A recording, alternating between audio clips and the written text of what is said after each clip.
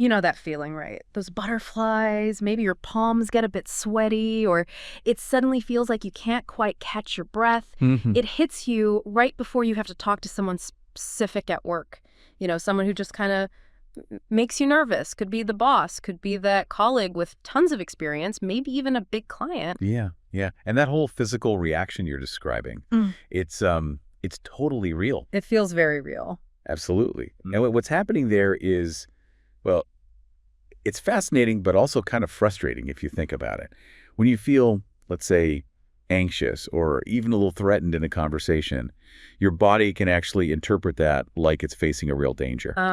So it triggers that old fight or flight thing. Exactly that. That primal response kicks in. But I mean, you're not actually going to like run screaming from the conference room or, throw a stapler. Hopefully not. Uh-huh. Hopefully not, no. But your body doesn't necessarily know the difference in that split second. It starts prepping for physical action, you see. Mm-hmm. And it diverts energy and resources away from things it thinks are less critical right then. Okay, like what? Well, unfortunately, one of those things is your prefrontal cortex. Oh, the thinking part of the brain. The thinking part, yeah, the bit responsible for, clear logic, structuring your thoughts, speaking articulately. Basically, all the stuff you desperately need to sound confident kind of goes offline, or at least gets fuzzy. Wow, so your own body is actually making it harder to speak confidently in that moment. In a way, yes. It's prioritizing survival over smooth talking. So, okay, how do you deal with that then? How can you, feel capable and speak clearly when your insides are basically yelling, danger, freeze? We've actually been digging into some really interesting material on this, specifically a video focused on coaching for exactly this kind of challenge. Yeah, it's quite good. It lays out some genuinely practical, actionable ways you can build up your confidence, specifically for these high-stakes, nerve-wracking kinds of work conversations. So that's our mission for this deep dive, really. We want to pull out the core strategies, the concrete steps from the source material so that you can approach these conversations feeling, well, more prepared and definitely more empowered. Ready to feel more confident. Let's get into it. Okay, step one, according to this material, it starts with looking inward, like a little self-coaching exercise. It pushes you to pinpoint why. Why does that particular person trigger this nervous reaction in you? Right, because you usually know who makes you nervous. Mm. But drilling down into the why is the crucial bit. Is it like their title, their years of experience? Maybe their qualifications seem intimidating. Well, maybe their age. Or do they just have this reputation, for being difficult or super critical? Exactly. Or it could even be something specific, like a past interaction that didn't go so well. Yeah. You have to ask yourself, what's the actual root cause here? So it's asking you, the listener, to pause and really think about that specific individual. What is it? What's the trigger? And just doing that, just identifying the why, has this really powerful kind of three-part benefit, according to the source. First off, sometimes just naming it helps you realize the reality might not be quite as scary as the story you've built up in your head. Like maybe they aren't actually judging you constantly. Maybe they're just reserved or busy. Precisely. You might realize their perceived intimidation factor isn't personal, or maybe it's less intense than you imagined. We do tend to build things up sometimes. Okay, that makes sense. So that's one benefit. What else? Second, putting a name to that anxiety makes it, well, tangible. It stops being this vague, overwhelming cloud of dread and becomes a specific thing, a specific block you can actually look at. And often just naming something, defining it, starts to lessen its hold over you. Like switching on the light in a dark room, you can see what's actually there. That's a great way to put it. And third, understanding the why is practical. It helps you tailor your preparation much more effectively. How so? Well, if you know someone really digs into the details, you make sure you have your data ready, right? If you know they're always rushed, you practice getting your main points across really concisely. Knowing what you're up against lets you prepare smarter. Got it. So uncovering that root cause isn't just navel-gazing. It's the essential first step to actually tackling the problem. Absolutely. You can't fix what you don't understand. Okay, now this next part, I found this really, really interesting. The source makes a super strong point right here. Confidence, especially in these tricky situations, isn't typically something you're just, born with. No. It's presented more like a skill, something you actively build, something you work on. And the absolute foundation for building that confidence, preparation. Preparation, okay. Yeah, and it uses a fantastic analogy. Think about top musicians or professional athletes, they don't just wander onto the stage or the field and hope for the best, do they? Definitely not. No, they rehearse, they train, they prepare like crazy. And all that preparation isn't just about perfecting their technique. It's fundamentally about building the confidence they need to perform under pressure. Right.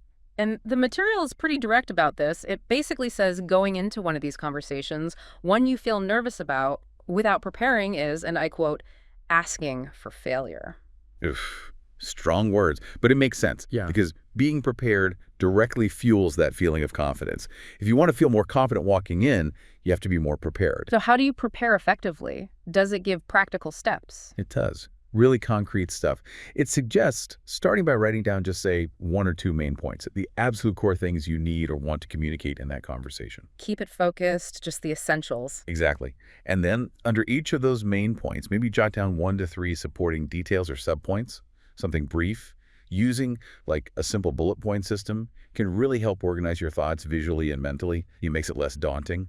Okay, so you map it out. You have your key messages, your supporting points, like a little roadmap for the conversation. You got it. But the prep doesn't stop with just writing it down. Another crucial step they emphasize is actually rehearsing it. Ah, saying it out loud. Yes.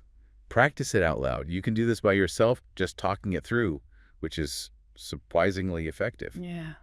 Or, if you can, maybe practice with a trusted friend or a colleague. Why does saying it out loud help so much? Well, the act of actually speaking the words helps you hear how they sound, lets you tweak the phrasing, and it really helps to cement those points in your mind. It makes it feel less foreign when you have to say it for real. Yeah, I can see that. It sort of builds muscle memory for your mouth, maybe? Kind of. Yeah. And the presenter in the video actually shared that they use this exact method, the planning, the writing down, the practicing out loud, especially for assertive conversations they find stressful. They said it makes a huge difference in how calm and, in control they feel going in. And probably helps make sure they actually say everything they meant to say, too. Exactly. Less chance of getting flustered and forgetting a key point. Okay, so you've done the inner work. You've figured out the why. Yeah. You've prepped meticulously, written your points, even rehearsed them out loud. Now comes the hard part, right? You actually have to do it. Yeah, the material's pretty honest here. There's no magic wand, unfortunately. At some point, you just have to have the conversation. It's like needing to rip off a Band-Aid. Just got to go for it. You do. Yeah. And it acknowledges that even with all that good preparation, you might still feel some of those physical things we talked about earlier. The heart pounding a bit, maybe feeling a little warm or shaky. Right, the prep doesn't make the feelings vanish entirely. No, but it equips you to manage them and proceed anyway. And let's face it, these conversations, they often really matter, don't they? They can impact your career, how you feel about your own value at work, or maybe they're about fixing a problem that's genuinely important. True. So how do you find the courage in that moment when you're feeling the nerves, but you know you need to go through with it? The material offers a really powerful question for this. Something to ask yourself right when you feel that hesitation creeping in. Okay, what is it? The question is, what is more painful for you? To not have the conversation and just let things stay as they are, or to find the courage to have that conversation and actually fix what needs fixing. Wow. That really puts it in perspective, doesn't it? It does. It forces you to weigh the temporary discomfort of the conversation against the potential long-term pain or frustration of inaction. Thinking about that difference can be a really strong motivator to push past the fear. Okay, so you have the conversation. Whew, done. But the source says the work isn't quite finished yet. That's right. This next step is crucial for actually learning and growing from the experience. Yeah. Reflection. Looking back after the conversation is vital. So don't just breathe a sigh of relief and forget about it. Exactly.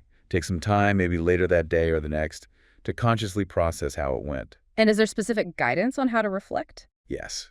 Very specific. First, it suggests you identify at least three things you feel you did really well during that chat. Things you're genuinely proud of. Start with the positives. Reinforce what worked. Exactly. Build on your strengths. Then, after acknowledging the good stuff, identify at least 3 things you feel you could maybe improve on for the next time you face a similar situation. Okay, so it's not about beating yourself up over mistakes. Not at all. It's about constructive learning. What could you tweak?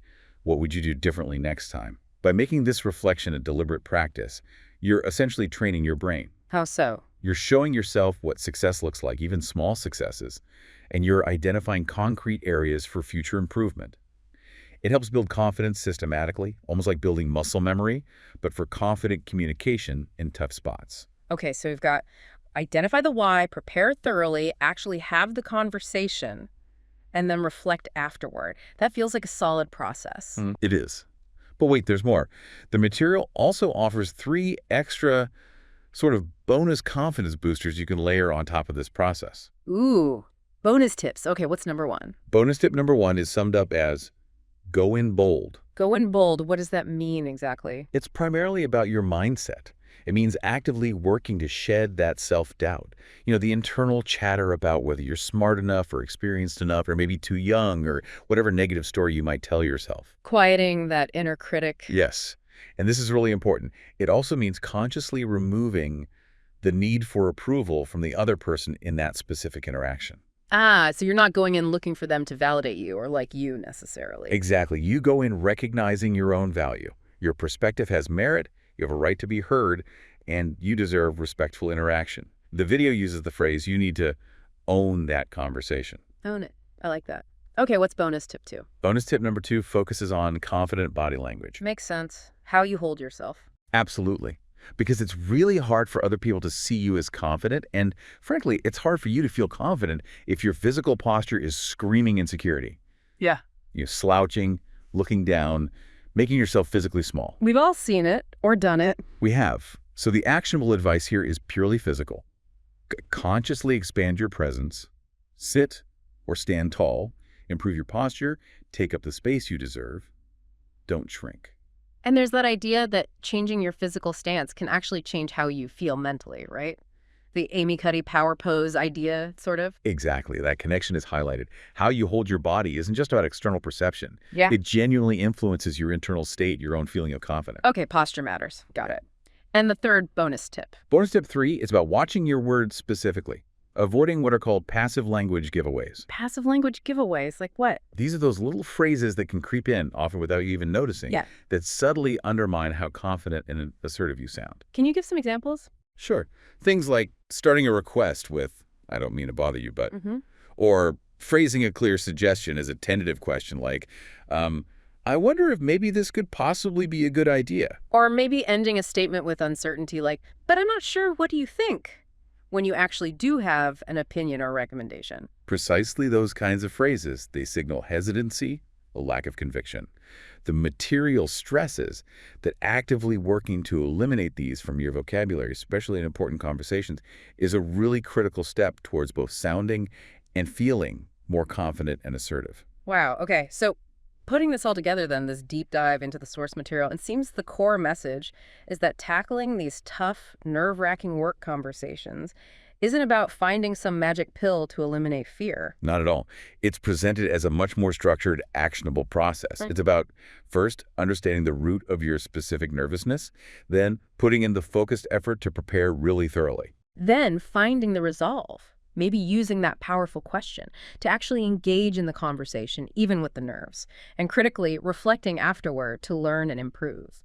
And then layering on those boosters, adopting that go bold mindset, paying attention to your body language, and being mindful of avoiding that passive, undermining language. It feels like a really concrete roadmap, actually. It is. It's not about suddenly becoming fearless overnight. It's about having practical tools and building the skills through practice to manage that anxiety effectively so you can communicate what you need to when it really counts for your career and, frankly, your own sense of competence. So, what does this all really mean for you, the listener? I think this deep dive shows pretty clearly that transforming how you handle these intimidating conversations isn't just wishful thinking.